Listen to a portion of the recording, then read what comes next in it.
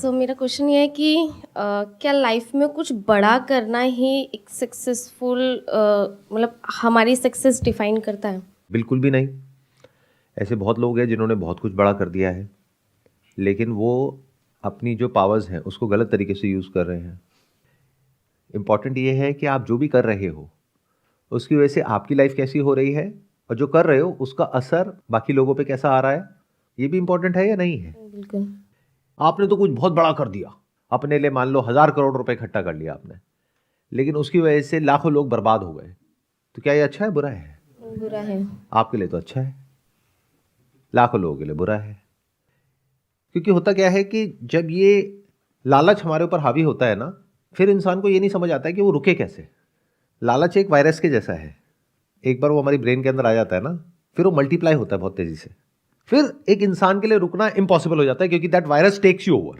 वो ग्रीड आपके ऊपर इतनी हावी हो जाती है, क्या वो आपसे ऐसे ऐसे काम करवाती है कि आपको खुद नहीं समझ आता है कि आप इंसान से क्या बन गए हो। सो ये जो आप पूछ रहे हैं कि क्या कुछ बड़ा करना लाइफ में इंपॉर्टेंट है या यही सब कुछ है, तो ये जो कॉन्सेप्ट है ये आपको बेचा गया है। ये हमारे इंडियन कल्चर में कहीं पर भी नहीं है। ये कल्चर कहाँ से आया है? ये यूएस से आया है, क्योंकि वहाँ पे सक्सेस का सिर्फ एक मेजरमेंट है कि आपने लाइफ में क्या अचीव किया है। और अभी हम लोग भी सब ब्लाइंडली उनको कॉपी कर रहे हैं और वैसे ही बनते चले जा रहे हैं। सबको मतलब इससे है कि आपके पास में गाड़ी कितनी बड़ी है, घर कितना बड़ा है, आपका लाइफस्टाइल कैसा है, आपका स्टेटस कैसा है। तो यहाँ पर एक बहुत बड़ी गड़बड़ है। हमने अपने कल्चर को नहीं देखा, हमने अपनी जो संस्कृति है उसको नहीं देखा, जो कि हजारों साल पुरानी है। अगर उसको आप पढ़ेंगे तो उसमें कहीं पर भी ये नहीं लिखा हुआ है जिसकी आप बात कर रहे हो। रावण को देखो, उसने कितना बड़ा कुछ अचीव किया था, सोने की लंका। इससे बड़ा आप क्या करोगे? तो क्या यही लाइफ का गोल है? तो जो इंडियन कल्चर है वो उससे बहुत अलग है। जो कैपिटलिस्ट इकोनॉमीज है उनका जो कल्चर है, अगर आप किसी भी यूएस के पब्लिक स्पीकर की बातें सुनोगे तो वहां पर सिर्फ एक ही बात होगी, सक्सेस, पैसा, इतना मिलियन डॉलर, इतना बिलियन डॉलर, ये वो, मिलेनियर, बिलियनियर, सारी यही बातें होंगी।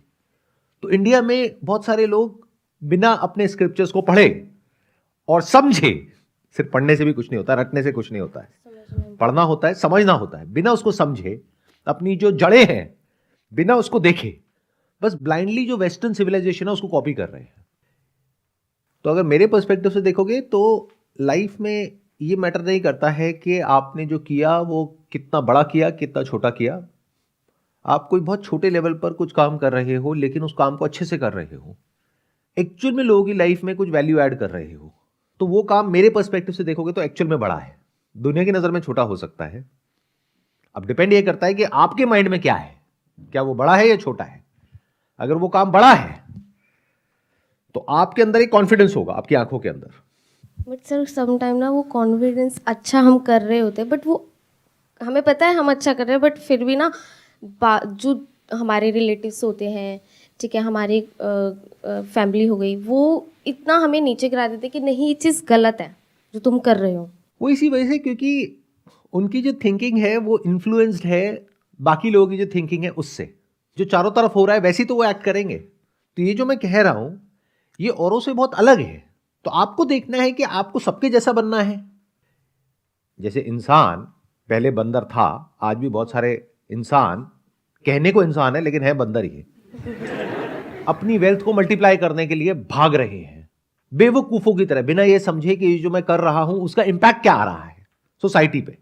सबका यही हाल है। आप किसी की तरफ उंगली नहीं कर सकते क्योंकि आप खुद ऐसे हो। अगर आपके बैंक अकाउंट में 1 लाख रुपए, आपको 10 लाख चाहिए।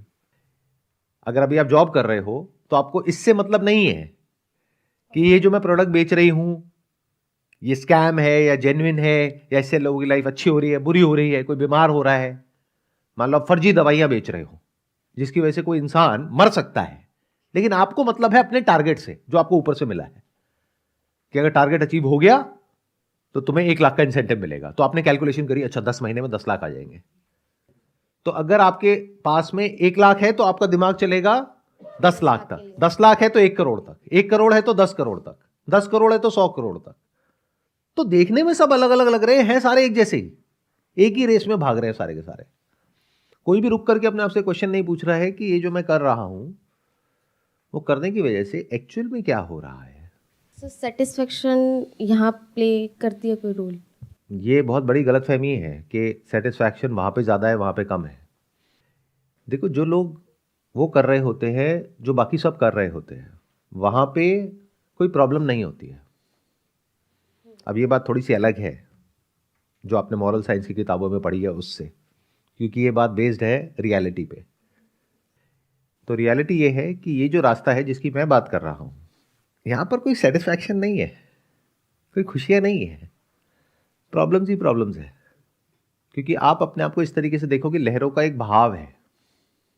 एक नदी में लहरें एक तरफ बह रही है, अगर उसके साथ साथ चलोगे तो कोई दिक्कत नहीं है, वहाँ पे सुख शांति की जिंदगी है।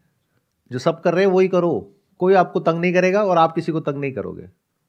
The moment you start going against the tide, you are in a mess. वहां पे ये खुशी, हैप्पीनेस, सेटिस्फैक्शन, इन सबकी बातें हैं, एक्चुअल में कहीं नहीं है। तो अगर आपको अपने लिए खुशी चाहिए तो as harsh as it may sound, वही करो जो बाकी सब कर रहे हैं, खुश रहोगे आप भी और बाकी सब भी। लेकिन अगर आपको परवाह नहीं है अपनी खुशी की और आपको परवाह है सही और गलत की, तो भूल जाओ कि आपको सुख मिलेगा दुख मिलेगा, बल्कि मेरे से लिखवा करके रख लो, दुख मिलेगा, लाइफ की धज्जियां उड़ेंगी। बट आपके अंदर दम होना चाहिए, मेरे को सही रास्ते पे चलना है।